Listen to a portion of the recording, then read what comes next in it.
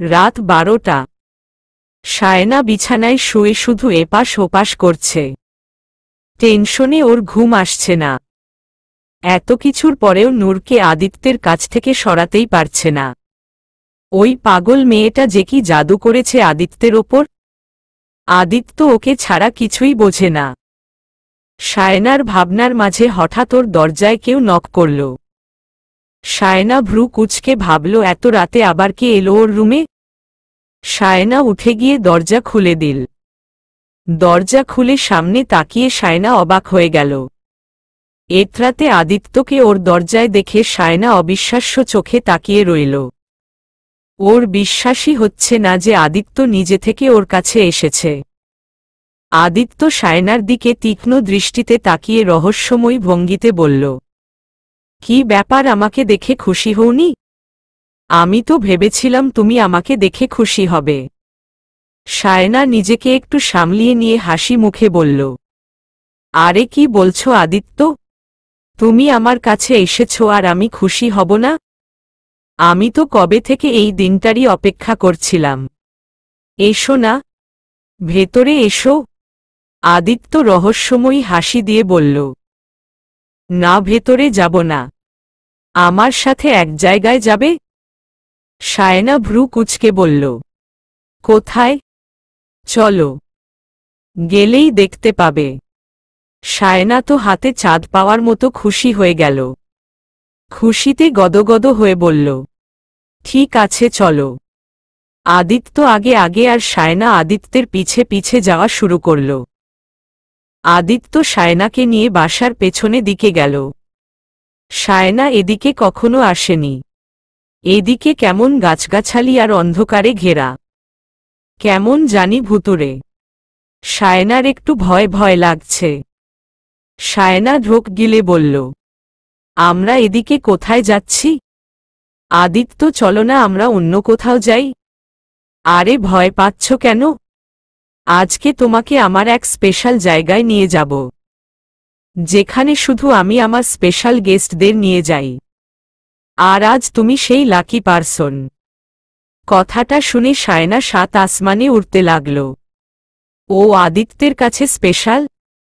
হায়, শেষমেশ এই দিন এসেই গেছে, যার জন্য ও এতদিন অপেক্ষায় ছিল। আদিত্য ফাইনালি ওর কাছে ধরা দিয়েছে। সায়না খুশিতে ডগমগ হয়ে আদিত্যর সাথে যেতে লাগল। কিছুদূর আসার পর সামনে একটা একতলা বিশিষ্ট আউটহাউস দেখতে পেল। সায়না অবাক হয়ে গেল। ও এতদিন ধরে এখানে থাকছে, অথচ এখানে এমন একটা জায়গা আছে তা ও টেরই পায়নি। সায়না আদিত্যের দিকে তাকিয়ে বলল, এখানে একটা আউটহাউস আছে, সেটা তো জানতামই না আমি। আদিত্য সামনের দিকে তাকিয়ে বলে উঠল, এটা আমার গোপন জায়গা। আমার স্পেশাল গেস্টদের এখানে নিয়ে আসি আমি। এখানে এনে তাদের স্পেশাল ট্রিট দেই। আজ তুমি হলে আমার স্পেশাল গেস্ট। সত্যি বলছি, আজকের মেহমান নওয়াজি তুমি সারা জীবন মনে রাখবে। সায়না খুশিতে বেলুনের ফুলে হাওয়ায় ভাসতে লাগল। আদিত্য ওকে স্পেশাল ট্রিট দিবে ভাবতেই সায়নার খুশিতে নাচতে ইচ্ছে করছে। আদিত্য বলে উঠল, তাহলে চলো। হ্যাঁ হ্যাঁ চলো। সায়না আহ্লাদে আটখানা হয়ে আদিত্য সাথে ভেতরে দিকে পা বাড়াল। গেটের কাছে দুজন পালোয়ানের মতো সিকিউরিটি দাঁড়িয়েছিল। ওদের দেখে সিকিউরিটি দুটো মাথা হালকা ঝুঁকিয়ে সম্মান জানাল। সায়না দেখে বুঝল এরা দেশি না বিদেশ থেকে আনা হয়েছে। আদিত্য সায়নাকে নিয়ে ভেতরে একটা রুমে ঢুকল। রুমটা কেমন যেন অদ্ভুত, অন্য সব সাধারণ রুমের মতো না। এখানে কোনো বেড বা রুমে ব্যবহৃত তেমন কোনো জিনিস দেখতে পেল না সায়না। রুমের ভেতর নীল আলো জ্বলছে, আর কিছু মেশিনের মতো এলোমেলো কিছু জিনিস রাখা আছে।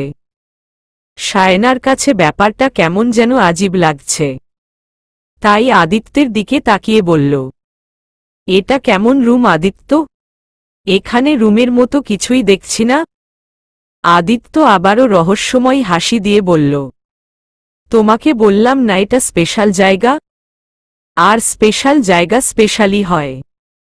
সাধারণ সবকিছুর মতো হয় না। আদিত্য একটা চেয়ার দেখিয়ে বলল, এসব ছাড়ো, এখন তুমি এখানে এসে বসো, তারপর দেখবে আমার স্পেশাল খাতের দাড়ি। আদিত্যর কথা মতো সায়না চেয়ারটার দিকে তাকিয়ে দেখল চেয়ারটাও কেমন অন্যরকম। চেয়ারের সাথে কেমন সব তারের মতো লাগানো। সায়নার একটু অদ্ভুত লাগলেও আদিত্যের কথা মতো চেয়ারে গিয়ে বসল। চেয়ারে বসে চেয়ারের হাতলের ওপর 2 হাত রাখতেই হঠাৎ অটোমেটিক হ্যান্ডকাফ দ্বারা সায়নার 2 হাত চেয়ারের হাতলের সাথে টাচ করে আটকে গেল। সায়না চমকে গিয়ে আদিত্যের দিকে তাকিয়ে আতঙ্কিত কণ্ঠে বলল, আদিত্য, এসব কি হচ্ছে? আমার হাত আটকে গেল কেন? প্লিজ খোল আমাকে, আমার এসব ভালো লাগছে না। তা বললে কি হয়? তোমাকে তো আমার স্পেশাল ট্রিটমেন্ট দিতে হবে, তাই না? আর তার জন্য তোমাকে এভাবেই থাকতে হবে। লাগবে না আমার কোনো স্পেশাল ট্রিটমেন্ট। তুমি আমাকে খুলে দাও প্লিজ, আমি বাসায় যাব। আদিত্য হঠাৎ সাইকোদের মতো হাসতে লাগল, যা দেখে সায়না আরো ভয় পেয়ে গেল। আদিত্য হাসি থামিয়ে চোখ মুখ কঠিন করে বলল, এত সহজে না সায়না বেবি। এখানে যে একবার আসে সে আর বাইরের পৃথিবী দেখার সুযোগ পায় না। সায়না ভীতু স্বরে বলল, মা মানে? Have some patience Sayna baby. সব কি একবারেই জানতে চাও? ধীরে ধীরে সব বুঝতে পারবে। কথাটা বলে আদিত্য ওর এক লোককে ডাকল। লোকটা একটা সাধারণ চেয়ার এনে আদিত্য দিল। আদিত্য চেয়ারটা নিয়ে সায়নার মুখোমুখি হয়ে চেয়ারে বসল। পায়ের ওপর পা তুলে আয়েশি ভঙ্গিতে বসে কঠিন চোখে সায়নার দিকে তাকাল। পুরোই গ্যাংস্টার লুক। আদিত্য ওর ডান হাত বাড়াতেই ওর পাশে থাকা লোকটা আদিত্যের হাতে একটা রিমোট ধরিয়ে দিল। তারপর লোকটা গিয়ে দেয়ালে থাকা ছকেটে একটা প্লাগ লাগিয়ে দিল। সায়নার এসব দেখে ভয়ে আত্মা বেরিয়ে যাচ্ছে। আদিত্য কি করতে চাচ্ছে তা বুঝতে পারছে না ও। সায়না আবারও আদিত্যের দিকে তাকিয়ে ভীতু সুরে বলল, কি করছো আদিত্য? প্লিজ ছাড়ো আমাকে। কি হচ্ছে এসব? আদিত্য আগের মতোই বলে উঠল, ছাড়া পেয়ে যাবে। তার আগে আমার কিছু প্রশ্নের উত্তর দাও।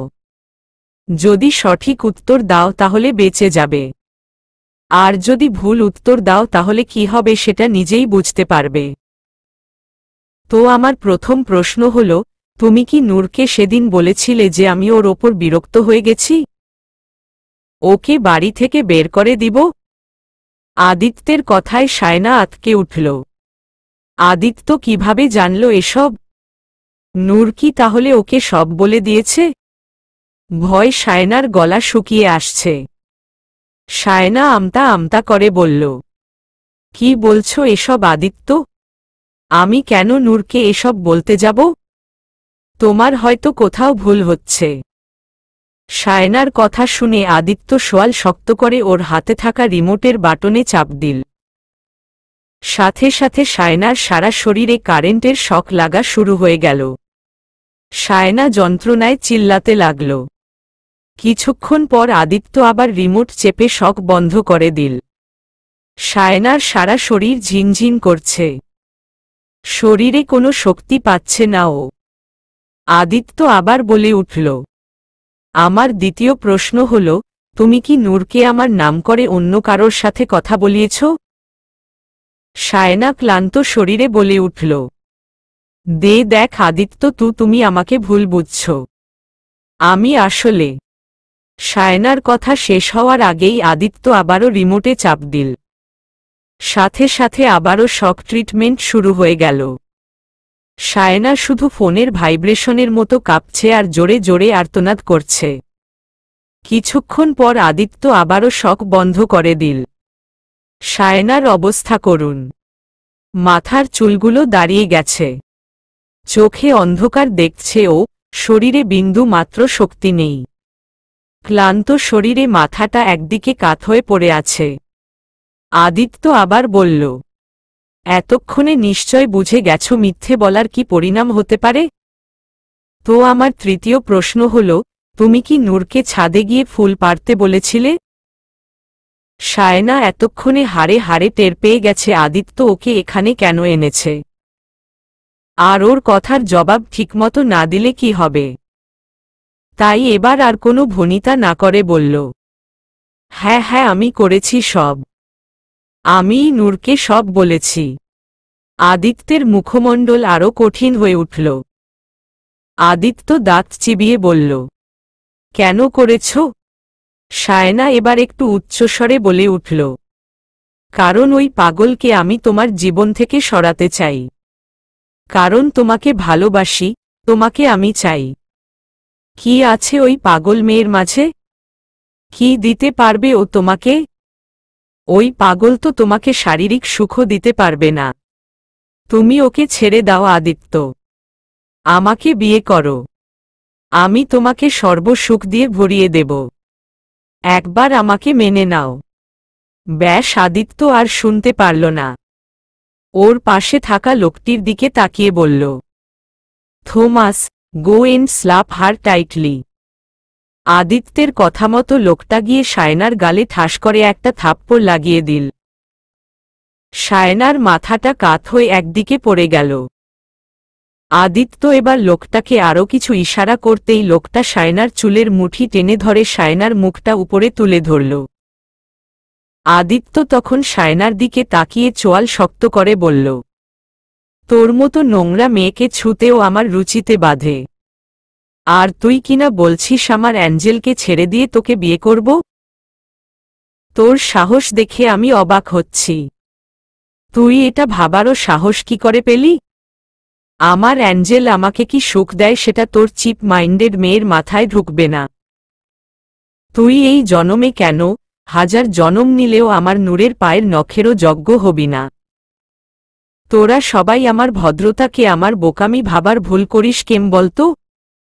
তোদের মতো মানুষদের জন্যই আজ মানুষ ভদ্রতা দেখাতে ভুলে যাচ্ছে। তুই কি ভেবেছিলি তোর হাবভাব আমি বুঝি না?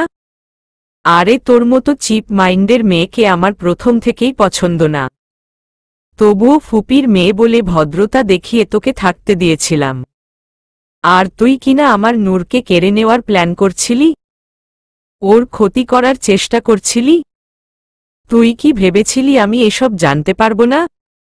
এখন দেখ আমি কি করি।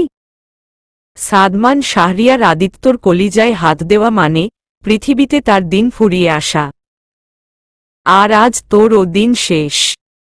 সায়না ভয় থরথর করে কাঁপতে কাঁপতে বলল, দিন শেষ মানে?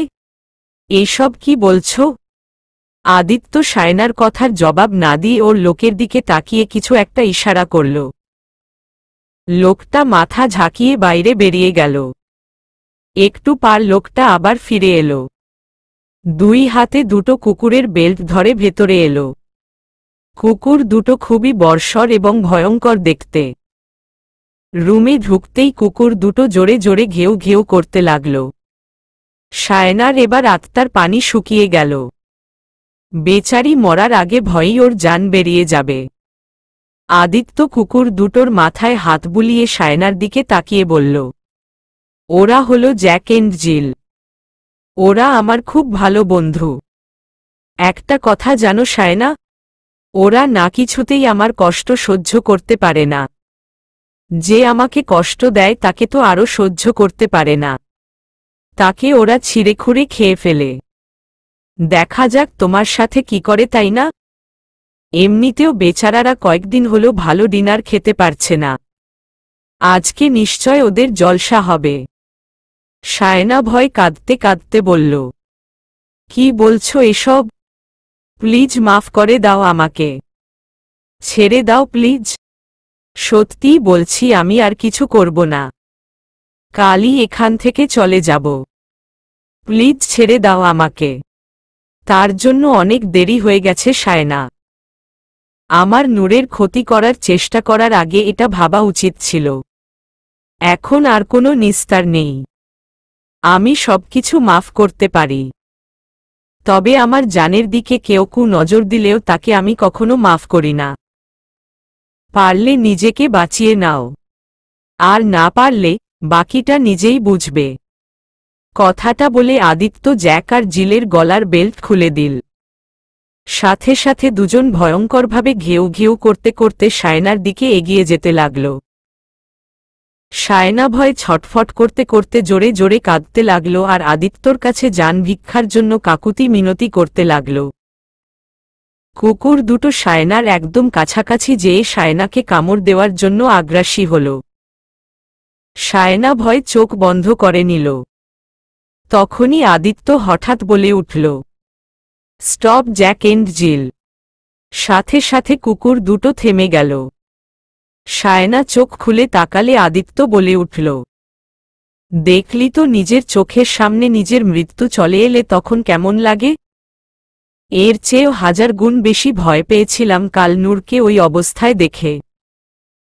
ভাবিস না তোকে আমি মাফ করে দিয়েছি, কখনোই না। আজ শুধু মাত্র ফুপির কথা ভেবে তোকে ছেড়ে দিলাম, কারণ তোর পাপের শাস্তি আমি তাকে দিতে চাই না। তবে মনে রাখবি এরপর জীবনে আর কখনো যদি তোর এই কুৎসিত চেহারা আমাকে আর দ্বিতীয়বার দেখিয়েছিস, তাহলে সেদিনই তোর জীবনের শেষ দিন হবে। সায়না ক্লান্ত শরীরে হাঁপাতে হাঁপাতে বলল, হ্যাঁ হ্যাঁ মনে রাখব। কাল সকালেই আমি চলে যাব, আর কখনোই আসব না।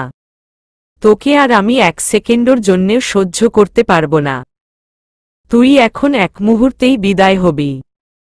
আমি সব ব্যবস্থা করে রেখেছি। তুই তোর জিনিসপত্র গুছিয়ে এখনই বেরিয়ে যাবি।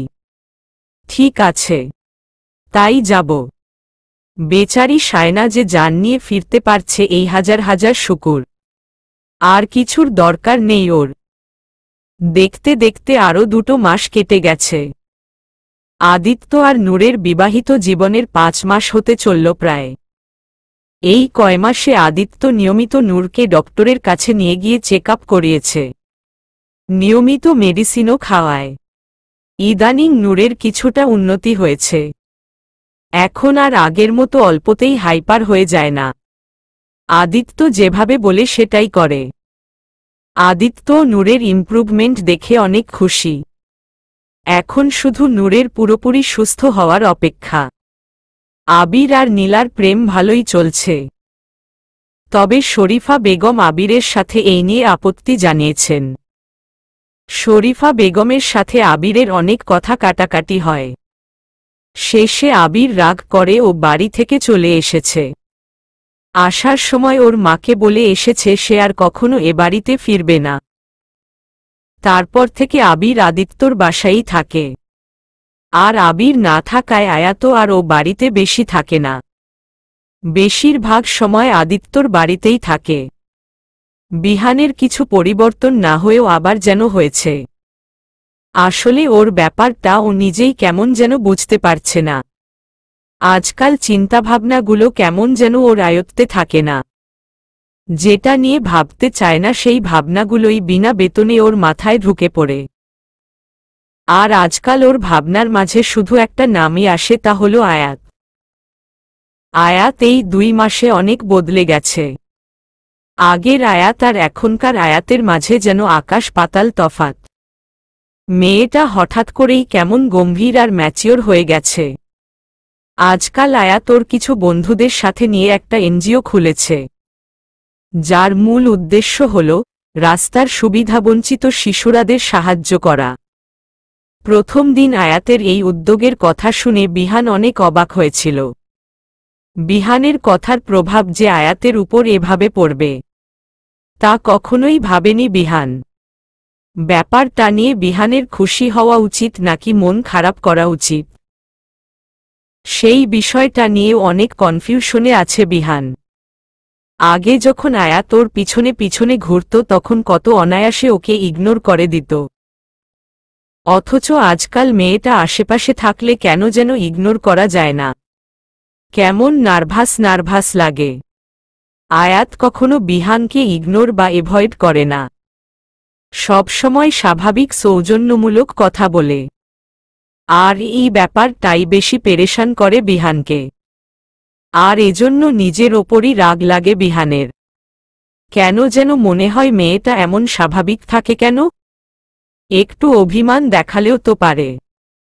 নিজের এমন অবাঞ্ছিত ভাবনার ওপর নিজেই বিরক্ত হয় বিহান। নিজের মনকে নিজেই রাগ দেখিয়ে বলে, স্বাভাবিক থাকব না তো কি করব? তুই কি ওর নাগর লাগছনি যে তোর লাইগা অভিমান কইরা বইয়া থাকব? মাথাটা পুরাই গেছে গা তোর। সারাদিন খালি আবাল মার্কা চিন্তা ভাবনা লইয়া ঘুরছ। তোর মাথাটা সার্ভিসিং করান লাগব। আদিত্যের বাসার সুইমিং পুলের পাশে ছাতা বিশিষ্ট চেয়ারে বসে সিগারেট টানছে আর নিজের ভাবনার ওপর বিরক্ত হয়ে এভাবেই নিজেকে বকছে বিহান। তখনই আদিত্য ওর পাশে এসে বসল। আদিত্যর হাতে দুটো কোল্ড ড্রিঙ্কসের ক্যান। একটা ক্যান বিহানের দিকে এগিয়ে দিয়ে বলল, এইসব নিকোটিন না টেনে এটা খা, তাও কিছুদিন বেশি বাঁচবি। বিহান আদিত্যের হাত থেকে ক্যানটা হাতে নিল। তারপর বলে উঠল, আইচ্ছা কত বা ইচ্ছা থাকাটা বেশি জরুরি নাকি ভালো থাকাটা? আদিত্য জানে বিহান এই কথা কেন বলছে। সেদিন ছাদে বিহান আর আয়াতের সব কথা শুনেছিল ও। তবে ওই ব্যাপারে বিহান বা আয়াতকে কিছু বলেনি, কারণ এটা ওদের একান্তই পার্সোনাল ব্যাপার। তাই এই নিয়ে কথা না বলাটাই ওর কাছে শ্রেয় মনে হয়েছিল। তবে আজ বিহানের প্রশ্নে আদিত্য স্মিত হেসে বলে উঠল, এটা বলাটা হয়তো একটু কঠিন, তবে একটা কথা কি জানিস? বেঁচে থাকতে হলেও ভালো থাকার দরকার হয়। শুধু নিঃশ্বাস নেওয়াটাকে কি বেঁচে থাকা বলে? আমরা কতদিন বাঁচলাম এটা জরুরি না, জরুরি হলো আমাদের আয়ুকালে আমরা কতগুলো জীবন উপলব্ধি করলাম। এই আমাকেই দেখ, আমি তো এতদিন শুধু নিঃশ্বাস নিচ্ছিলাম। বাঁচতে তো শুরু করলাম নূরকে পেয়ে। নূর আমার জীবনে আসার পরে আমি জীবনের আসল মাইনে বুঝলাম। এখন মনে হচ্ছে আমি সত্যিকারভাবে বেঁচে আছি। বিহান সামনের দিকে উদ্দেশ্যহীনভাবে তাকিয়ে বলে উঠল, চাইলেই কি ভালো থাকনো যায়? হ্যাঁ, তা হয়তো যায় না। সবারই কোনো না কোনো বাধ্যবাধকতা থাকে। তবে ভালো থাকতে চাইলে কখনো কখনো একটু স্বার্থপরও হতে হয়। আমিও তো নূরকে বিয়ে করতে গিয়ে কিছুটা স্বার্থপরতা দেখিয়েছি। তুই কই স্বার্থপর হইলি? তুই তো নূরেরে ভালোবাইসা ওর সব কিছু যাই না ওরে বিয়া করছস। তাইলে এইহানে স্বার্থপরের কি হইলি? তুই আমার বন্ধু বলে আমার দোষটা তোর হয়তো চোখও পড়ছে না। তবে আমি বলছি, নূরকে আমি আমার সজ্ঞানে বিয়ে করলেও নূর কিন্তু আমাকে তার সজ্ঞানে বিয়ে করেনি। আরে সে তো বিয়ের মানেই বোঝে না। ও তো মনে করে আমরা বরবউ খেলছি। তাহলে এখানে দেখতে গেলে আমি ওর সরলতার সুযোগ নিয়ে আমি ওকে বিয়ে করেছি। কারণ নূরের পুরো হুঁশ থাকলে হয়তো তার আমাকে পছন্দ নাও তো হতে পারত। তখন তো সে এই বিয়েতে মানা করে দিত, তাই না? সেক্ষেত্রে দেখতে গেলে আমিও নূরকে পাওয়ার জন্য একটু স্বার্থপর হয়েছি। তা বুঝলাম, তয় তোর স্বার্থপর হওয়ায় সামনের ব্যক্তির কোনো ক্ষতি হইতাছে না। তোর মতো নূরেরে কেউই ভালো রাখতে পারব না। মাগার যদি ভালো হওয়ার জন্য স্বার্থপর হইতে গিয়া ছামনের মানুষটার ক্ষতি হইয়া যায় তখন? হ্যাঁ, তখন হয়তো ব্যাপারটা ঠিক হবে না। স্বার্থপর হতে গিয়ে অন্যের ক্ষতি করা যাবে না। কিন্তু সামনের ব্যক্তি সত্যিই ক্ষতিগ্রস্ত হচ্ছে কিনা সেটাও তো আমাদের ভালো করে আগে জানতে হবে, তাই না? হতে পারে আমি আমার মতো করে ভাবছি যে সামনের ব্যক্তির ক্ষতি হবে, কিন্তু সামনের ব্যক্তি তো এমনটা নাও ভাবতে পারে। তার মতে হয়তো সেটা ক্ষতিকর না বরং সুখকর মনে হচ্ছে। তাই কখনো কখনো শুধু নিজের মতো করে বরং সামনের ব্যক্তির পক্ষ থেকেও ব্যাপারটা ভাবতে হয়। আর যদি সামনের ব্যক্তি তোর স্বার্থপরতায় খুশি হয় তাহলে তো আর কোনো সমস্যা নেই। একটা কথা কি জানিস? জন্ম মৃত্যু আমাদের হাতে থাকে না। তবে ভালো থাকা আর অন্যকে ভালো রাখাটা অবশ্যই আমাদের হাতে আছে। আমরা কেউই পারফেক্ট না। সবার মাঝেই কমতি আছে। হয়তো কারোর একটু বেশি কারোর একটু কম। তবে সেই কমতি ধরে বসে না থেকে বরং সেই কমতিটাকে জয় করে ভালো থাকার চেষ্টা করাটা সবারই অধিকার। অতীত ধরে বসে থাকলে কখনো ভবিষ্যৎ আশাজনক হয় না। তাই অতীতটাকে কাটিয়ে উঠে ভবিষ্যতের হাত ধরাটাই বুদ্ধিমানের কাজ। যাই হোক, আজকের জন্য অনেক ফিলোসফি হয়ে গেল। আশা করি কিছুটা তোর মোটা মাথায় ঢুকেছে। বিহান হেসে দিল। আদিত্য উঠে চলে যেতে নিয়ে আবার ফিরে এসে বলল, যাওয়ার আগে আরেকটা কথা বলতে চাই। যাই করিস সময় থাকতে করিস।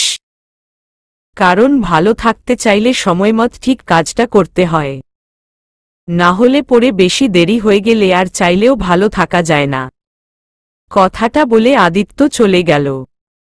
আর বিহান বসে বসে ভাবতে লাগল, সত্যি কি একটু স্বার্থপর হবে ও? আজ শুক্রবার, ছুটির দিন। নূর আজ বায়না ধরেছে সে বেড়াতে যাবে। সকালবেলা ঘুম থেকে উঠতেই আদিত্যের কাছে এই বায়না ধরে বসে আছে। আর নূর যখন কিছু চেয়েছে তখন তো আদিত্যের সেটা পূরণ করতেই হবে। তাই সবাই মিলে সিদ্ধান্ত নিয়েছে আজ ওরা ফ্যান্টাসি কিংডম যাবে বেড়াতে। নূর তো খুশিতে সারা বাড়ি নিচে বেড়াচ্ছে। আদিত্যের আর কি লাগে? নূরকে খুশি করতে পারলেই ও সার্থক। আয়নার সামনে আদিত্য নূরকে রেডি করিয়ে দিচ্ছে। কিন্তু নূর একটু স্থিরভাবে থাকছে না। বেড়ানোর এক্সাইটিং এ শুধু অস্থিরপনা করছে। আদিত্য বলে উঠল, একটু চুপ করে বসো না অ্যাঞ্জেল। এত নড়াচড়া করছো কেন? দেখ, কাজলটাও দিতে পারছি না। নূর বিরক্তির সুরে বলল, আর দিতে হবে না কাজল ফাজল। তাড়াতাড়ি চলো তো, না হলে সবাই আমাদের রেখে চলে যাবে। কেউই যাবে না আমাদের রেখে। তুমি একটু শান্ত হয়ে বসো, আমাকে কাজ করতে দাও। নূরকে রেডি করা শেষে আদিত্য নূরকে নিয়ে নিচে নেমে এলো। বাইরে এসে সবাই গাড়িতে উঠে বসল। আদিত্য নূরকে নিয়ে গাড়ির পেছনের সিটে বসল। বিহান ড্রাইভিং সিটে, আর আয়াত তার পাশের সিটে। আবির আর নীলা আরেক গাড়িতে যাবে, তাই তারা তাদের গাড়িতে গিয়ে বসল। তারপর সবাই রওয়ানা দিল। নূর আসার সময় ওর বিড়ালকেও নিয়ে এসেছে। গাড়ির ভেতরে তার সাথেই খেলছে। সবাই উৎসাহ আর খুশির আমেজের মধ্যেই তাদের গন্তব্যস্থলে এসে পৌঁছাল। গাড়ি থামলে আদিত্য প্রথমে বের হয়ে এসে নূরের হাত ধরে ওকে বের করল। নূর ওর বিড়ালকে কোলে নিয়ে আদিত্যের হাত ধরে নেমে দাঁড়াল। আয়াত আর বিহানও নামল। একটু পরে আবিরের গাড়িও এসে থামল। ওরাও গাড়ি থেকে নেমে এলো। বিহান বলে উঠল, আমি টিকিট কেটে আনছি, তোরা এখানেই দাঁড়া। কথাটা বলে বিহান চলে গেল টিকিট আনতে। বাকি সবাই গেটের দিকে এগিয়ে যেতে লাগল। তখনই হঠাৎ আদিত্যের ফোন এলো। আদিত্য একটু থেমে গিয়ে ফোনটা রিসিভ করে কথা বলতে লাগল। এক হাতে নূরকে ধরে আছে, আরেক হাতে ফোনে কথা বলছে। বাকিরা সামনের দিকে এগিয়ে গেছে। ওরা নিজেদের মধ্যেই কথা বলছে, তাই পেছনে আর খেয়াল নেই। হঠাৎ নূরের হাতে থাকা বিড়ালটা হাত থেকে নেমে রাস্তার দিকে দৌড় দিল। বিড়ালকে যেতে দেখে নূর অনেক ঘাবড়ে গেল। আদিত্য ফোনে কথা বলায় ব্যস্ত থাকায় সেটা খেয়াল করেনি। নূর ওর বিড়ালকে ধরার জন্য আদিত্যর হাত থেকে ওর হাতটা ছাড়িয়ে বিড়ালের পেছনে দৌড়াল। নূর হাত ছাড়াতেই আদিত্য চমকে নূরের দিকে তাকাল। নূরকে রাস্তার দিকে দৌড়াতে দেখে আদিত্যে ঘাবড়ে গিয়ে নূরের পেছনে ছুটল। তবে ততক্ষণে অনেক দেরি হয়ে গেল। নূর রাস্তায় আসতেই একটা কার ওকে দ্রুত বেগে টক্কর মেরে চলে গেল। নূর ছিটকে গিয়ে রাস্তার একপাশে উপুর হয়ে পড়ে গেল। আদিত্যর পৃথিবী মুহূর্তেই থমকে গেল। কেমন অনুভূতি শূন্য পাথর হয়ে গেল আদিত্য। ওর সামনেই নূর রাস্তায় পড়ে আছে। মাথার নিচ দিয়ে রক্ত গড়িয়ে পড়ে রাস্তা ভিজে যাচ্ছে। নিজের প্রাণভোমরার এমন ভয়াবহ দৃশ্য দেখে আদিত্যের হৃৎপিণ্ডের চলাচল যেন বন্ধ হয়ে গেল। নূরকে এভাবে দেখার চেয়ে মৃত্যুও যে শ্রেয়। স্তম্ভিত হয়ে দাঁড়িয়ে রইল আদিত্য। নূরের অ্যাক্সিডেন্ট দেখে সব লোকজন ওখানে ভিড় করে ফেলল। নীলা, আবির আর আয়াত দৌড়ে এলো ওখানে। নূরকে ওভাবে দেখে কান্নায় ভেঙে পড়ল নীলা। সবাই প্রচণ্ড ভয় পেয়ে গেল। আবির তাড়াতাড়ি ফোন বের অ্যাম্বুলেন্স ডাকল। বিহানও দৌড়ে এলো ওখানে। নূরের অবস্থা দেখে বিহানও থমকে গেল। আদিত্যের দিকে তাকিয়ে দেখল ও কেমন পাথরের মতো দাঁড়িয়ে আছে।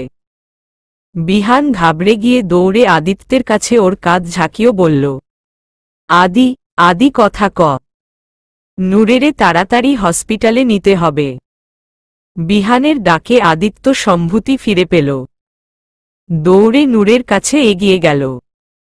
নূরের কাছে এসে ওর সামনে হাঁটু গেড়ে বসল। ওর সারা শরীর কাঁটা দিয়ে উঠে থরথর করে কাঁপছে। নূরের সামনে বসে দুই হাতে নূরের মাথাটা কোলের মাঝে নিয়ে কাঁপা কাঁপা হাতে নূরের গালে রেখে কম্পিত কণ্ঠে বলল, অ্যাঞ্জেল, অ্যাঞ্জেল, অ্যাঞ্জেল সোনা, চোখ খোল না। ওঠো সোনা, আমরা তো পার্কে বেড়াতে যাব, তাই না? অনেক মজা করবে আমার অ্যাঞ্জেলটা। তাড়াতাড়ি ওঠো না। নূরের কপালে রক্ত দেখে আদিত্য তড়িঘড়ি করে পকেট থেকে রুমাল বের নূরের কপালে চেপে কেমন যেন অস্বাভাবিক হয়ে বলল, এ তো রক্ত কি করে এলো? আমার অ্যাঞ্জেলটা তো রক্ত দেখলে ভয় পেয়ে যাবে। আদিত্যের এমন পাগলামি দেখে আয়াত মুখ চেপে কাঁদছে। ভাইয়ের এমন করুণ দশা সে সহ্য করতে পারছে না। নীলাও এদিকে হাউমাউ করে কাঁদছে। সবারই অবস্থা নিদারুণ। কিছুক্ষণের মধ্যেই ওখানে অ্যাম্বুলেন্স চলে এলো। অ্যাম্বুলেন্স থেকে লোকজন নেমে এসে নূরকে নিয়ে যেতে নিলে আদিত্য বাধা দিয়ে পাগলের মতো বলতে লাগল, এই কোথায় নিয়ে যাচ্ছিস তোরা আমার অ্যাঞ্জেলকে? ছাড় ওকে, ছাড় বলছি। আমার অ্যাঞ্জেলকে কোথাও নিয়ে যাবি না। আদিত্যের পাগলামো দেখে আবির আর বিহান এসে আদিত্যের দুই হাত ধরে আটকে দিয়ে বলল, আদি, এমন করিস না, সামলা একটু নিজেকে। নূরকে জলদি হসপিটালে নিতে হবে, না হলে ওর ক্ষতি হয়ে যাবে। ওদের কথায় আদিত্যের কোনো হুঁশ নেই। ও শুধু পাগলের মতো বলেই যাচ্ছে, আমার অ্যাঞ্জেলকে কোথাও নিবে না। আমার অ্যাঞ্জেল আমার কাছেই থাকবে। আদিত্যকে কিছুতেই সামলানো যাচ্ছে না। আবির আর বিহান অনেক কষ্টে আদিত্যকে আটকে রাখল। আর নূরকে অ্যাম্বুলেন্সে তোলা হলে ওরাও অ্যাম্বুলেন্সে উঠে নূরকে হসপিটালে নিয়ে গেল। হসপিটালে এসে নূরকে স্ট্রেচারে করে নিয়ে যাওয়া দেখে আদিত্য আরও পাগলামি শুরু করে দিল। এই হসপিটালই যে একদিন ওর মা বাবাকে ক্যারে নিয়ে ওকে এতিম করে গেছে, আজও আবার ওর অ্যাঞ্জেলকে ক্যারে নিতে চাচ্ছে, সেটা আদিত্য হতে দিবে না। আদিত্য বারবার নূরকে আটকানোর চেষ্টা করছে। আবির আর বিহান অনেক কষ্টে ওকে ধরে রেখেছে। আদিত্যর শক্তির সাথে পেরে উঠছে না ওরা। নূরকে জরুরি বিভাগে নিয়ে গেলে ডক্টর দেখে তাড়াতাড়ি নূরকে ওটিতে নিয়ে যায়। নূরকে ওটিতে নিয়ে যেতে দেখে আদিত্য আরও হাইপার হয়ে গেল। এই রুম থেকেই একদিন ওর মা বাবা লাশ হয়ে বেরিয়েছিল। এটা ভেবে ভেবেই আদিত্য আরও পাগল হয়ে যাচ্ছে। আদিত্য আবির আর বিহানের কাছ থেকে হাত ছাড়িয়ে দৌড়ে গিয়ে ওটির দরজা ধাক্কাতে লাগল। দরজায় লাথি মেরে পাগলের মতো বলতে লাগল, খোল দরজা, আমার অ্যাঞ্জেলকে বের করে দাও, খোল খোল। আবির আর বিহান গিয়ে আবারও আদিত্যকে টেনে আনার চেষ্টা করছে, তবে আদিত্যের শক্তির সাথে পেরে উঠছে না ওরা। আদিত্য এবার হাইপার হয়ে হসপিটালের সবকিছু ভাঙচুর করতে লাগল আর চিল্লাতে লাগল। আদিত্যের এমন অবস্থা দেখে সবাই প্রচণ্ড ঘাবড়ে গেল। একদিকে নূরের এই অবস্থা, তার ওপর আদিত্যের এমন পাগলামি। সবার অবস্থা করুণ হয়ে যাচ্ছে। আদিত্য যদি এভাবেই হাইপার হতে থাকে তাহলে যে কোনো সময় ও ব্রেইন স্ট্রোক করতে পারে। তাই শেষমেশ আর উপায় না পেয়ে আদিত্যকে শান্ত করার জন্য ওকে ধরে ডক্টরকে দিয়ে একটা ঘুমের ইনজেকশন দিয়ে দেয়। এতে করে আদিত্য ঘুমিয়ে পড়ে। 2 ঘন্টা পর আদিত্যর জ্ঞান ফিরে আসে। চোখ খুলে নূরের কথা মনে হতেই আবারও লাফিয়ে উঠল আদিত্য। বিহান ওর পাশেই বসা ছিল। আদিত্যকে উঠতে দেখে ওর কাছে গিয়ে ওকে ধরে আটকাল। আদিত্য কম্পিত কণ্ঠে বলল, আমার নূর। বিহান বিহান আদিত্যকে আশ্বস্ত করে বলল, রিল্যাক্স আদি, শান্ত হ। এত হাইপার হোস না। নূর ঠিক আছে। অপারেশন সাকসেসফুল হয়েছে। ডাক্তার কইছে নূরের ইন্টারনাল আঘাত তেমন গুরুতর না, তাই তেমন কোনো সমস্যা হয়নি। আর ঘণ্টা পরই নূরের জ্ঞান ফিরে আসবে। বিহানের কথায় আদিত্য যেন দেহে প্রাণ ফিরে পেল। বিহানের দিকে তাকিয়ে বলল, আমি আমার নূরের কাছে যাব। আমি ওকে দেখতে চাই। ঠিক আছে চল। তয় কোনো পাগলামি করবি না। আদিত্য মাথা ঝাঁকিয়ে সায় জানাল। বিহান আদিত্যকে নূরের কেবিনের সামনে নিয়ে এলো। কেবিনের বাইরে সবাই বসে আছে। এতক্ষণে নূরের বাবা মাও চলে এসেছে। নূরের মা কান্নাকাটি করে শরীর অসুস্থ ফেলেছেন। নূরের বাবারও মেয়ের চিন্তায় প্রেসার বেড়ে গেছে। মেয়েটার ওপর থেকে যেন বিপদই সরছে না। একের পর এক বিপদ লেগেই আছে। মাত্রই মেয়েটা সুখে শান্তিতে থাকতে শুরু করেছিল, এখনই আবার কি থেকে কি হয়ে গেল। এদিকে আদিত্যের জন্য নূরের মা বাবার অনেক চিন্তা হচ্ছে। ছেলেটার কি অবস্থা হয়ে গেছে। আদিত্য নূরের দরজা আস্তে করে খুলে ভেতরে ঢুকল। বেডের ওপর নূর শুয়ে আছে। মাথায় ব্যান্ডেজ করা, মুখে অক্সিজেন মাস্ক লাগানো। আদিত্য ধীরে ধীরে এগিয়ে বেডের পাশে থাকা টুলে গিয়ে বসল। নূরকে এই অবস্থায় দেখে বুকটা পুড়ে যাচ্ছে ওর। ওর চঞ্চল পরীটা কেমন নির্জীব হয়ে পড়ে আছে। এমনটা ওর সাথে না হয়ে আমার সাথে কেন হলো না? আমার মাছুম পরীটা এত কষ্ট কিভাবে সহ্য করবে? কথাগুলো ভাবতে ভাবতে 2 চোখ বেয়ে নোনাজল গড়িয়ে পড়ছে। আদিত্য আস্তে করে নূরের একটা হাত ধরে, হাতের উল্টো পিঠে নিজের ঠোঁট ছোঁয়াল। হাতটা নিজের 2 হাতে ধরে নিজের কপালের সাথে ঠেকিয়ে বসে রইল। এভাবেই অনেকক্ষণ বসে থাকার পর হঠাৎ নূরের হাতটা নড়ে উঠল। আদিত্য একটু চমকে উঠে নূরের দিকে তাকিয়ে দেখল। নূর ধীরে ধীরে চোখ খুলে তাকাচ্ছে। আদিত্যের মুখে হাসি ফুটে উঠল। তার মানে নূরের জ্ঞান ফিরে আসছে। নূর চোখ খুলে তাকাল। মাথার ভিতরে প্রচণ্ড ব্যথা করছে। নূর এক হাতে মাথাটা হালকা চেপে ধরে চোখ বন্ধ করে একটু আর্তনাদ করে উঠল। আহহ! আদিত্য ঘাবড়ে গিয়ে বলল, কি হয়েছে নূর? ব্যথা করছে? আদিত্যের কথায় নূর আবার চোখ খুলে তাকাল। আদিত্যকে দেখে কেমন যেন অদ্ভুত দৃষ্টিতে তাকাল। আদিত্য আবারও অস্থির হয়ে জিজ্ঞেস করল, কি হয়েছে বলো? বেশি কষ্ট হচ্ছে? নূর কাতর কণ্ঠে বলল, হ্যাঁ ব্যথা তো হচ্ছে, কিন্তু আমি এখানে কি করে এলাম? কি হয়েছে আমার?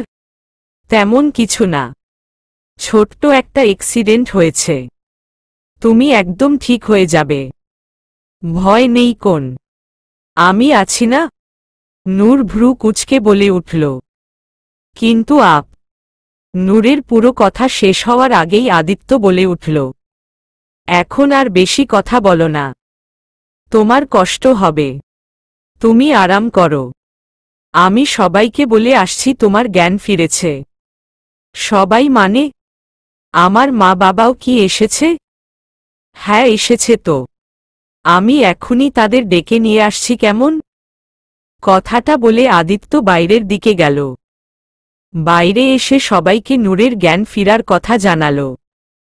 তারপর নূরের মা বাবা আর নীলাকে নিয়ে আবার কেবিনে ঢুকল আদিত্য। কেবিনে ঢুকে নূরের মা নূরকে দেখে মুখে আঁচল চেপে কেঁদে উঠল। নূর ওর মাকে দেখে বলে উঠল, কি হয়েছে মা? এভাবে টিভি সিরিয়ালের মায়েদের মতো কাঁদছ কেন? আমি একদম ঠিক আছি। এসব ছোট মোট অ্যাক্সিডেন্ট আমার কিছু করতে পারবে না। তোমার মেয়ে অনেক স্ট্রং। নূরকে এভাবে কথা বলতে দেখে সবাই একজন আরেকজনের মুখ চাওয়াচাওয়ি করছে। ওরা নূরের হাবভাব বুঝতে পারছে না। নূর এবার ওর বাবার দিকে তাকিয়ে বলল, বাবা তুমি একটু মাকে বুঝাও না, এভাবে কাদার কি আছে? আজকে তো কত বড় একটা খুশির দিন। নূরের বাবা ভ্রু কুঁচকে বলল, খুশির দিন? নূর বলল, হ্যাঁ খুশির দিনই তো। আজ আমার রেজাল্ট বের হয়েছে। আমি গোল্ডেন প্লাস পেয়েছি। এত তাড়াতাড়ি ভুলে গেলে তোমরা? নূরের মা বাবা এবার একজন আরেকজনের দিকে তাকালেন। তারা যা ভাবছে তা কি সত্যি? তাহলে কি নূর আবার আগের মতো ঠিক হয়ে গেছে?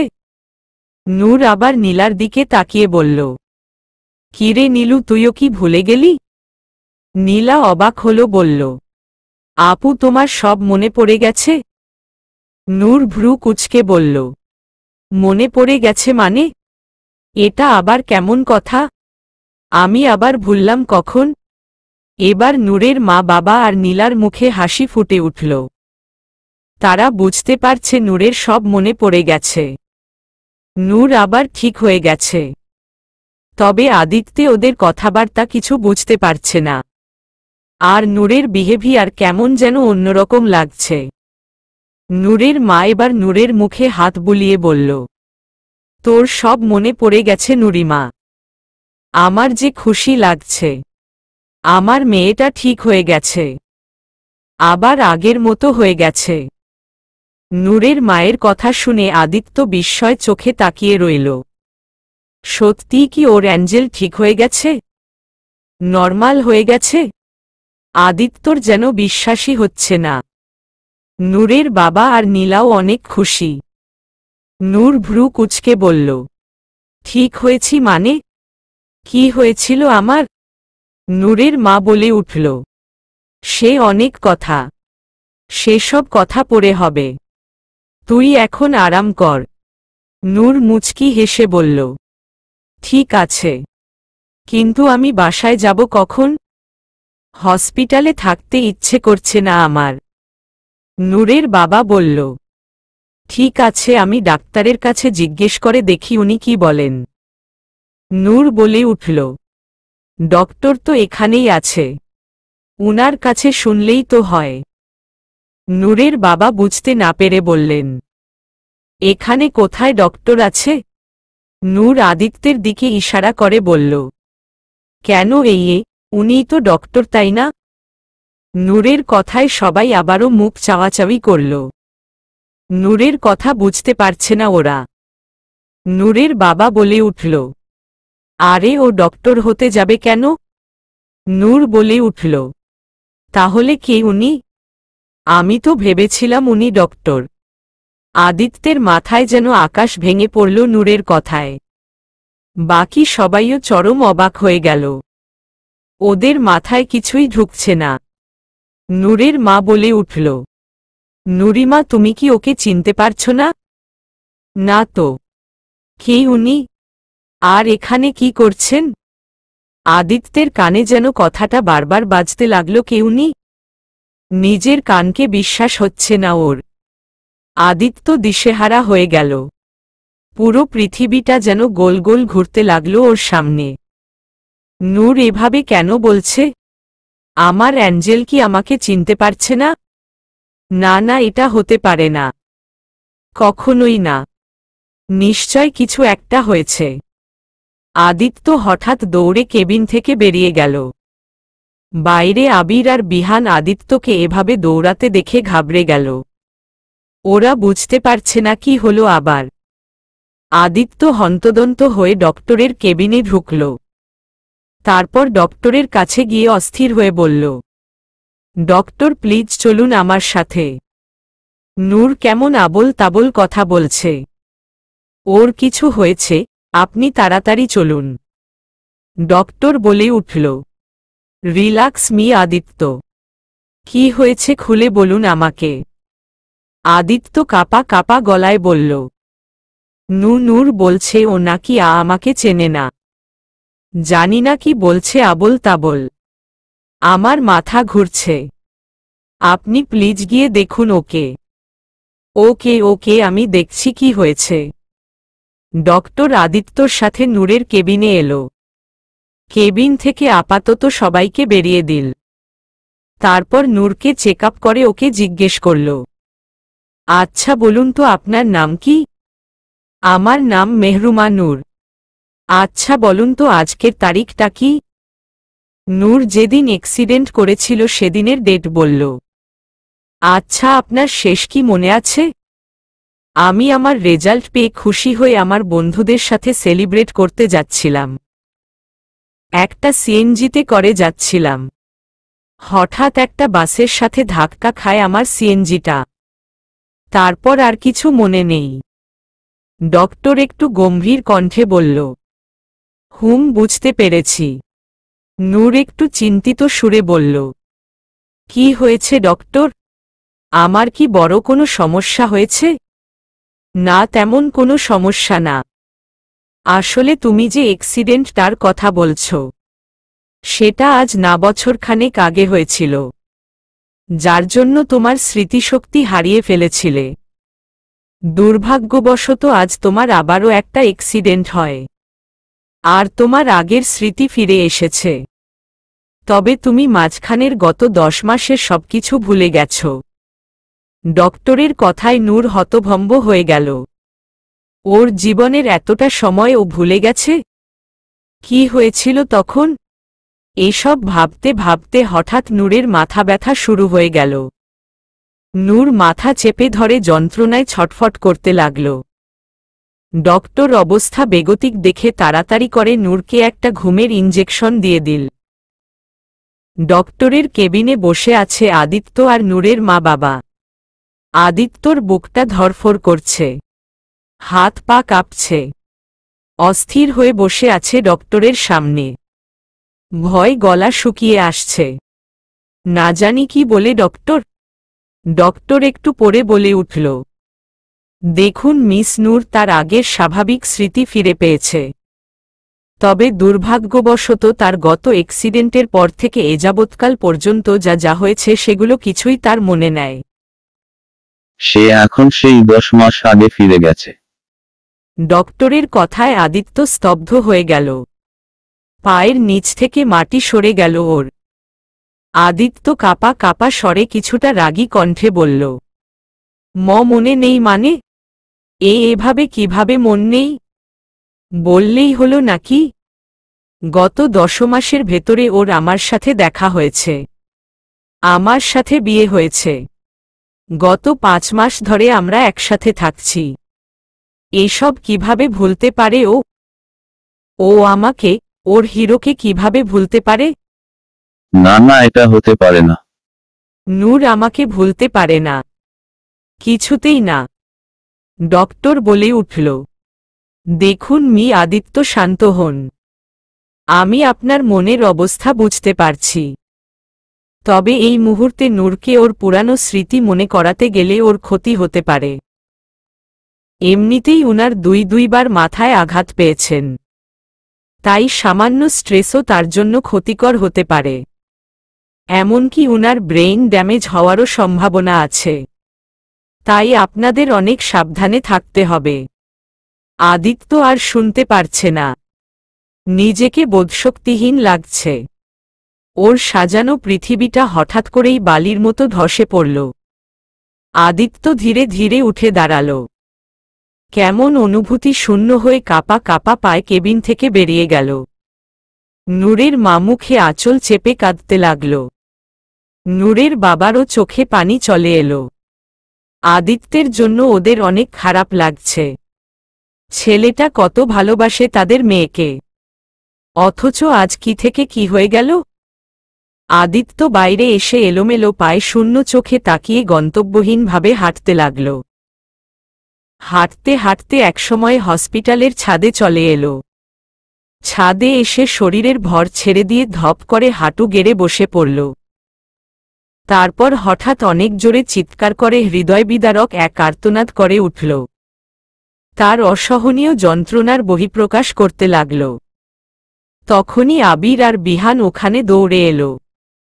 আদিত্যকে ওভাবে আসতে দেখে ওরাও পেছনে পেছনে চলে এসেছে। আবির আর বিহান গিয়ে আদিত্যর কাছে বসে ওকে সামলানোর চেষ্টা করল। আদিত্য বিহানকে জড়িয়ে ধরে কেঁদে উঠে বলল, আমি আবারও একা হয়ে গেলাম রে, আবারও নিঃস্ব হয়ে গেলাম।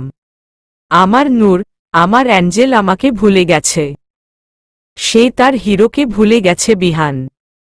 আমার যে সব শেষ হয়ে গেল বিহান। আমি কি করব এখন? বারবার আমার সাথেই কেন এমন হয় বল না? কি দোষ করেছি আমি? আদিত্যের এমন নিদারুণ অবস্থা দেখে বিহান আর আবিরের চোখেও পানি চলে এলো। ওরা কি বলে সান্ত্বনা দিবে তার ভাষা জানা নেই ওদের। ছেলেটা এত বছর পর কত সুখী হয়েছিল, হঠাৎ আবার কি হয়ে গেল? এখন কিভাবে বাঁচবে ছেলেটা? এমনটা কি না হলেই হতো না? 2 দিন পার হয়ে গেছে। আদিত্য নূরের সামনে আর যায়নি।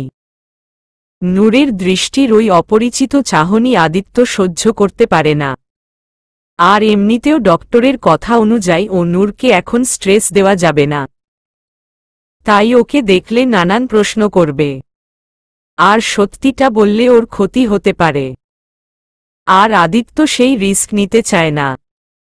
যদিও নূরের মা বাবা অনেকবার বলেছে নূরের কাছে যেতে, ওকে সত্যিটা বলে দিতে, তবে আদিত্য রাজি হয়নি।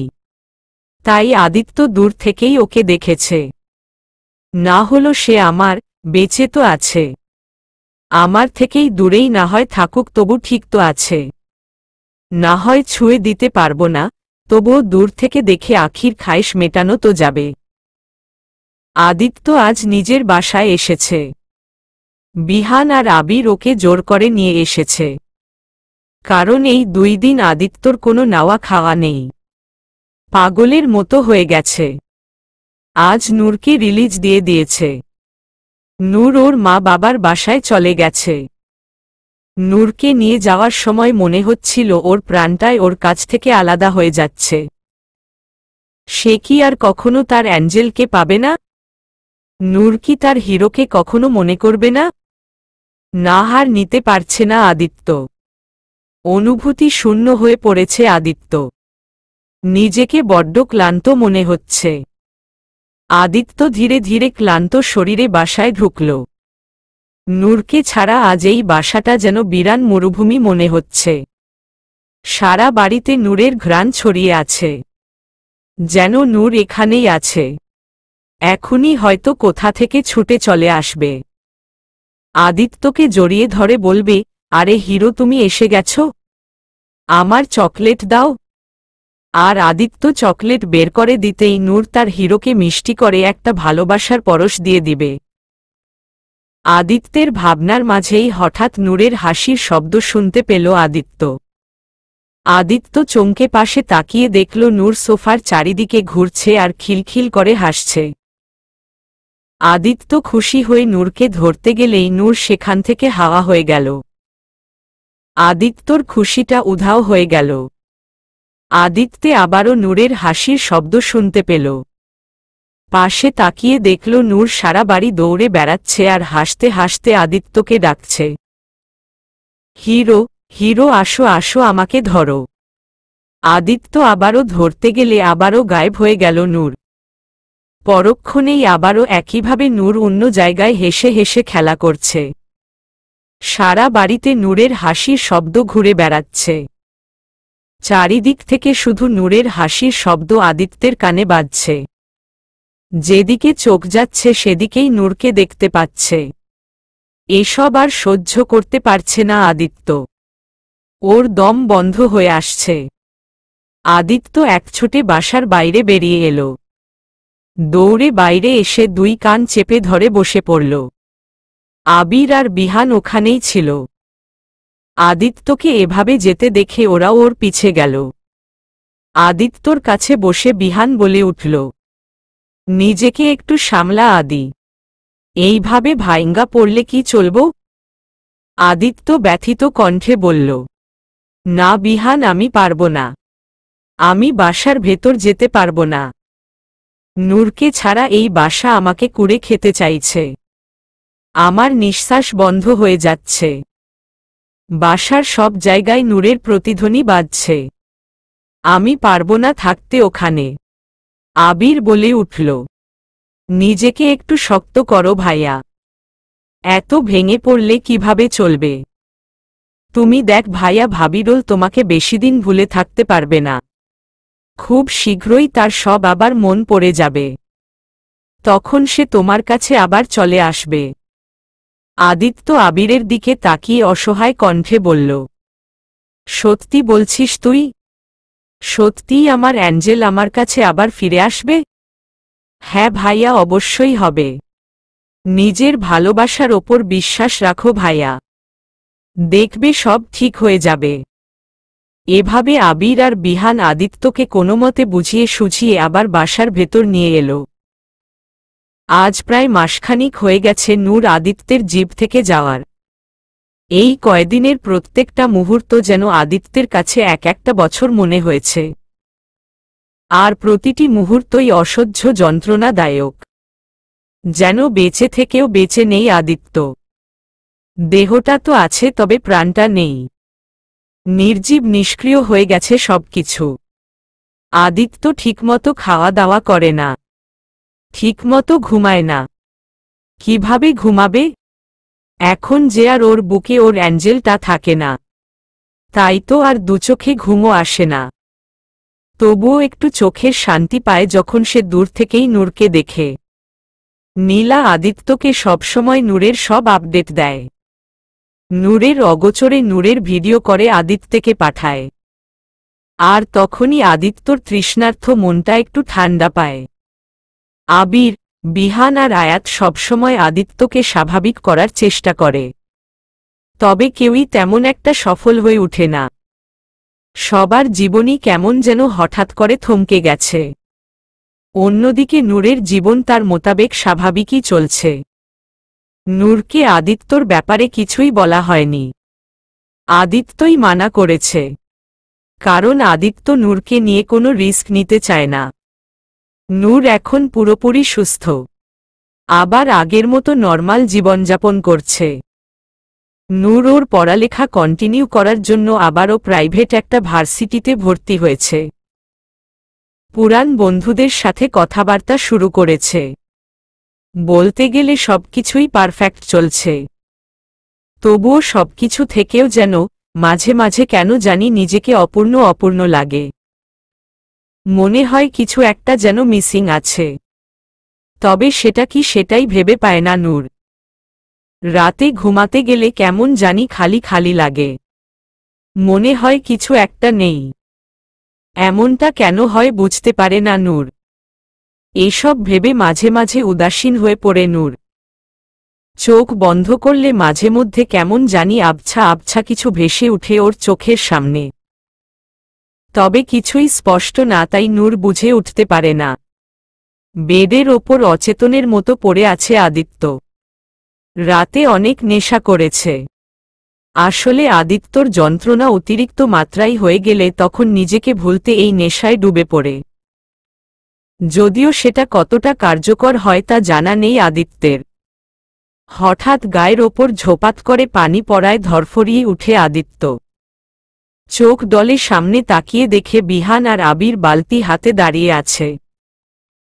তার মানে এই কাজটা ওদেরই। আদিত্য একটু রেগে গিয়ে বলল, হোয়াট দ্য হেল? তোদের মাথার স্ক্রু ঢিলা হয়ে গেছে? বিহান বলে উঠল, মাথার স্ক্রু আমগো না তোর ঢিলা হইছে। আর শুধু স্ক্রু না, তোর নাটবল্টু সব খুইল্লা পইরা গেছে। সব কিছুতে জং ধইরা গেছে। মোট কথা হইল তুই অহন একখান পুরাইনা ভাঙ্গার হইয়া গেছছ। আদিত্য ভ্রু কুচকে বলল, হোয়াট ননসেন্স? কি আবোল তাবোল বকছিস? এবার আবির তার সোকোল্ড মেলোড্রামা করে বলে উঠল, বিহান একদম ঠিক বলেছে ভাই। তুমি একদম বেকার, ইউজলেস হয়ে গেছ। নিজেকে দেখ একবার। যাকে বলে একদম গুড ফর নাথিং। দাড়ি মুছ দিয়ে তো অ্যামাজনের জঙ্গল হয়ে গেছে। চেহারার অবস্থা এমন যেন এখনই কোনো পাগলা গারদ থেকে পালিয়ে এসেছ। তোমার কাছ থেকে এটা আশা করিনি ভাই। জানো তোমাকে নিয়ে আমাদের কত আশা ছিল, কত গর্ব করে বলতাম এই হলো আমাদের ভাই।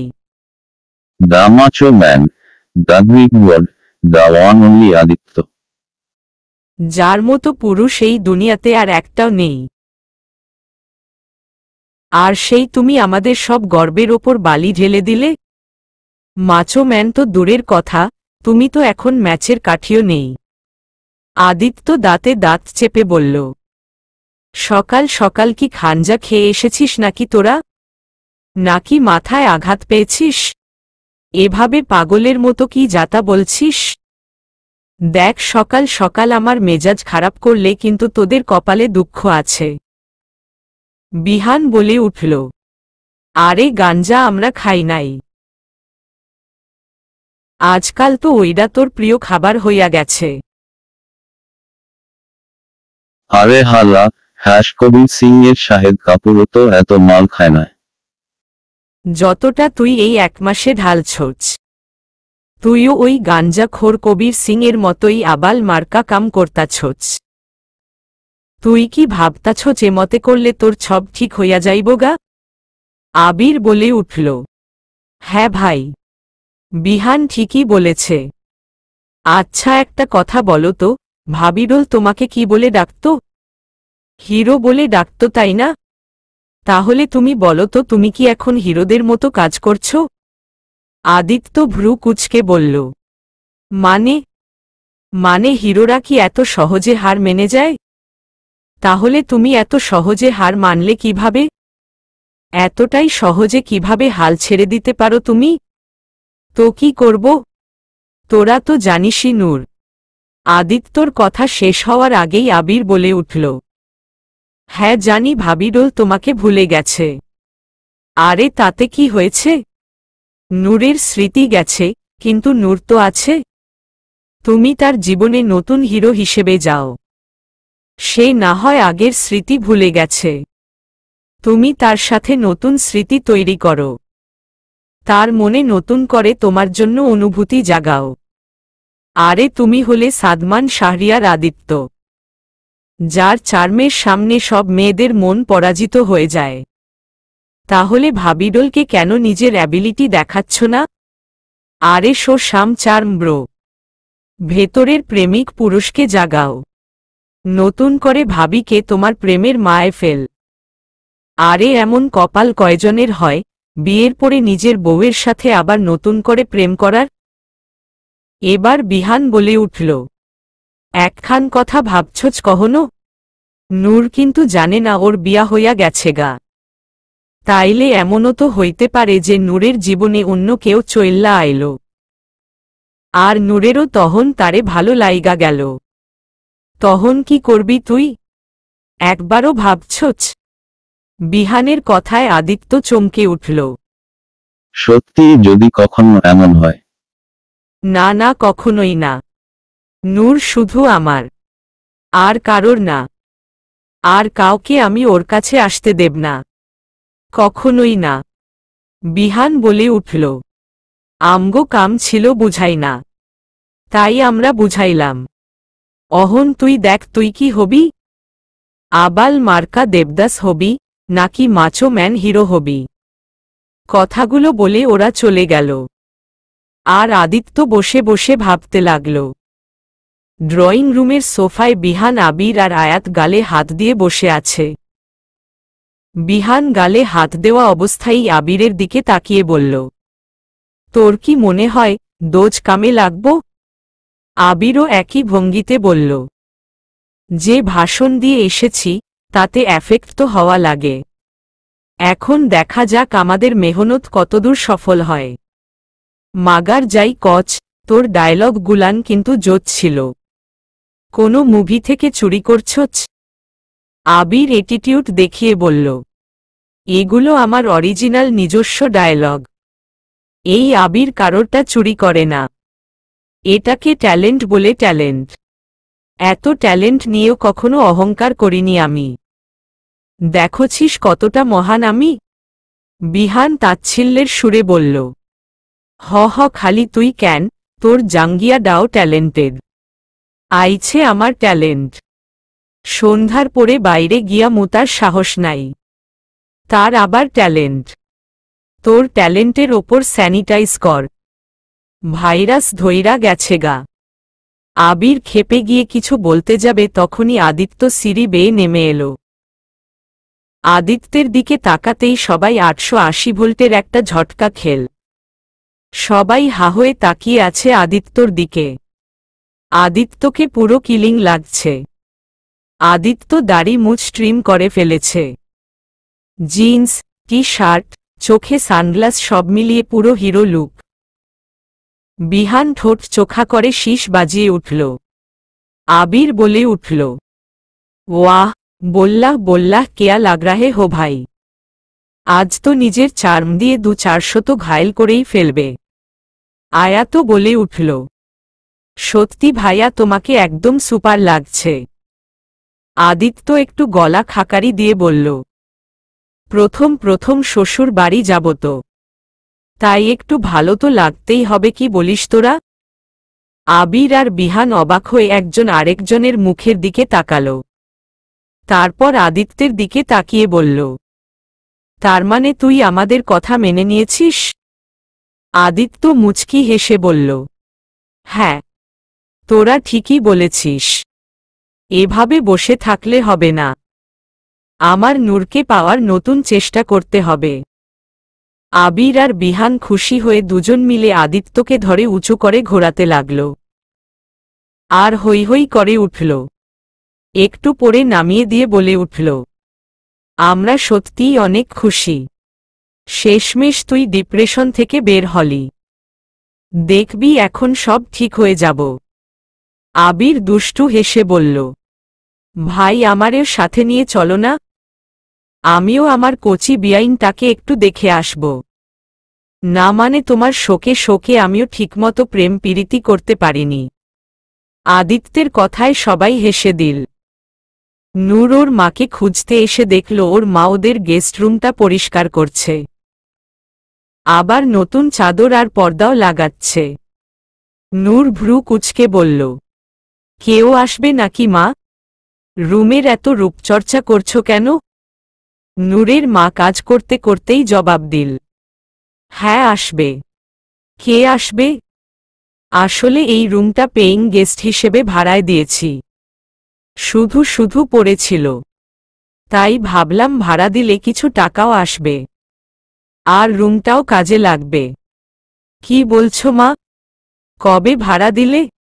আমাকে তো কেউ কিছু বলল না। আর এটা আবার কেমন কথা? নিজেদের বাসায় তুমি অন্য একটা বাইরের লোককে আনবে? কে না কে, কেমন হবে না হবে? এমন এমনি একজনকে তুমি বাসায় থাকতে দিবে? যদি কিছু হয়ে যায়? তার ওপর এ বাড়িতে আমরা প্রাপ্তবয়স্ক দুজন মেয়ে থাকি। যদি কিছু হয়ে যায়? নূরের মা বলে উঠল, এই নিয়ে তোকে ভাবতে হবে না। যে ছেলেটা আসবে সে আমার এক আত্মীয়র পরিচিত। ছেলেটা নাকি বিদেশ থেকে কোনো এক বিজনেসের কাজে এসেছে। এখানে তেমন কাউকে চিনে না। আর হোটেলের খাবার নাকি ছেলেটা খেতে পারে না। তাই সে এখানে পেইং গেস্ট হিসেবে থাকবে। তাই চিন্তার কিছু নেই। নূর অবাক স্বরে বলল, হোয়াট? তার মানে একজন ছেলে মানুষ আসবে এখানে থাকতে? মা তুমি কি পাগল হয়ে গেছ? একজন অপরিচিত ছেলেকে তুমি বাসার ভেতর থাকতে দিবে? নূরের মা একটু বিরক্তির সুরে বলল, হ্যাঁ তো কি হয়েছে? ছেলে মানুষ বলে কি তাকে পেইং গেস্ট রাখা যায় না? এই তুই যা তো এখান থেকে, আমার অনেক কাজ আছে। শুধু শুধু আমার মাথা খাস না। নূর যেন তাজ্জব বনে গেল। যে মা আজ পর্যন্ত বাড়ির আশেপাশে কোনো ছেলে মানুষকে আসতে দেয়নি। এমনকি নূরের খালাতো, ফুপাতো, চাচাতো, মামাতো যত কাজিন প্রাপ্তবয়স্ক ভাইয়েরা আছে তাদেরও এই বাসায় তেমন একটা আসতে দিত না। যদিও বা আসত নূর আর নীলাকে তাদের রুম থেকে বের হতে দিত না। আর আজ কিনা অনায়াসে বাইরের একজন ছেলে মানুষকে বাসার ভেতর নিয়ে আসছে, তাও আবার এমন একটা ভাব করছে যেন পেইং গেস্ট না, তার মেয়ের জামাই আসছে। নূরের ভাবনার মাঝেই নীলা এসে উৎসাহিত কণ্ঠে বলল, আপু চলো না, আমাকে একটু শাড়ি পরিয়ে দাও না। নূর ভ্রু কুঁচকে বলল, কেন, তোর আবার হঠাৎ করে শাড়ি পরার ইচ্ছে জাগলো কেন? আমি বুঝতে পারছি না, হচ্ছেটা কি এসব? মনে হচ্ছে এ বাড়িতে যেন ঈদের উৎসব শুরু হয়েছে। নীলা বলে উঠল, আরে এমন কিছুই না, আসলে আমাদের কলেজে সাংস্কৃতিক অনুষ্ঠান হবে তো, তাই আমরা সব বান্ধবীরা মিলে শাড়ি পরে যাব বলে ভেবেছি। তাই আজকে একটু পরে দেখতে চাই কেমন লাগে, আর শাড়ি পরে থাকার প্র্যাকটিসটাও হয়ে যাবে। চলো না প্লিজ। ঠিক আছে চল। নূর নীলার রুমে এসে শাড়ি হাতে নিতেই নীলা বলে উঠল, আপু চলো না, আমরা দুই বোনই আজকে শাড়ি পরি, অনেক মজা হবে। আরে না না, আমার এখন শুধু শুধু শাড়ি টাড়ি পরতে ইচ্ছে করছে না। নীলা মিনতির সুরে বলল, প্লিজ আপু পড়না, সত্যিই অনেক মজা হবে। প্লিজ প্লিজ প্লিজ আপু, আমার সোনা আপু, আমার মোনা আপু প্লিজ জজ। নূর আর না পেরে রাজি হয়ে গেল। নীলার খুশি আর দেখে কে, ওর প্ল্যান কাজ করেছে। ও তো এসব নূরকে শাড়ি পরানোর জন্যই করছিল। অতঃপর দুই বোন শাড়ি পরে নিল। নূর একটা পিঙ্ক কালারের আর নীলা একটা ব্লু কালারের জামদানি শাড়ি পরল। নীলার চাপাচাপিতা নূর একটু সেজেও নিল। চোখে কাজল, কানে বড় ঝুমকা, ঠোঁটে হালকা লিপস্টিক, হাতে কাচের চুড়ি, সব মিলিয়ে অসম্ভব সুন্দর লাগছে দুই বোনকে। বেলা 2টার দিকে আদিত্য আর আবির নূরদের বাসায় এলো। বুকটা ধরফর করছে আদিত্যর। আজ কতদিন পরে আদিত্য ওর অ্যাঞ্জেলকে সরাসরি দেখতে পাবে। না জানি নূর আমাকে দেখে কিভাবে রিয়াক্ট করে। এসব ভাবতে ভাবতেই বাসার ভেতর এলো আদিত্যেরা। নূরের মা বাবা আদিত্যকে দেখে অনেক খুশি।